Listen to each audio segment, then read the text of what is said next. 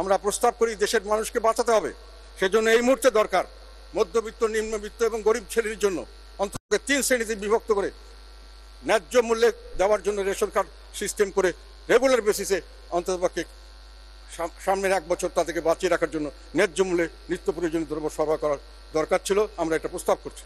রেশনের দোকান করেন, সেটা আমাদের আগে ফুড ডিপার্টমেন্ট করতো, এখন টিসিবি করছে। ওরা করতে পারে, যারা করতে চায়, যেই করতে চায়।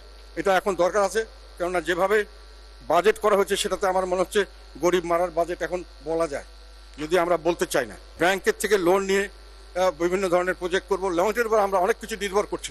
এমনকি আমাদের সরকার চালাতে হয়তো লোন নিতে হতে পারে সেখানে, কিন্তু ব্যাংক ঋণ বাজেট কেনে ব্যাংকের অবস্থা কি? অনেকে বলছে ব্যাংক মরমর অবস্থা, মরমর। অনেক ব্যাংক তো চলে যাচ্ছে, উঠে যাচ্ছে এবং এখানে মার্জ হচ্ছে। তো এর কারণ হলো খেলাপি ঋণ। দ্বিতীয় প্রজন্মের একটি বেসরকারি ব্যাংকের শীর্ষ নির্বাহী জানান, একজন গ্রাহকের কাছে আমার প্রায় 200 কোটি টাকার ঋণ আটকে আছে। ওই ব্যবসায়ীর কাছে টাকা চাইতে গেলে তিনি বলেন, আমি আদালতে 1 বা 2 কোটি টাকা খরচ করলে সব রায় আমার অনুকূলে চলে আসবে। তাহলে কেন আপনার টাকা ফেরত দেব? এখন আমি জানি না, এগুলো সংবাদপত্রের রিপোর্ট। আমাদের নেতা আলাস হোসেন মোহাম্মদ এরশাদ 1982 সালের 24শে মার্চ যখন ক্ষমতা গ্রহণ করেছিলেন, তখন বাংলাদেশ আওয়ামী লীগের মুখপাত্র হিসেবে পরিচিত বাংলার মানি এটাকে স্বাগতম জানিয়েছিলেন।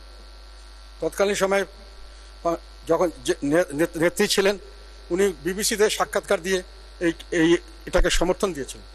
এবং আমার ধারণা মতে বাংলাদেশের ইতিহাসে হয়তো পরবর্তীকালে মূল্যায়ন হবে। এরশাদ সাহেবের এই ক্ষমতা গ্রহণটা আওয়ামী লীগকে একটা বড় ধরনের সুযোগ দিয়েছে। আওয়ামী লীগের জন্য এটা সবচেয়ে, আমি মনে করি সবচেয়ে বেশি biggest beneficiary Awami League sir.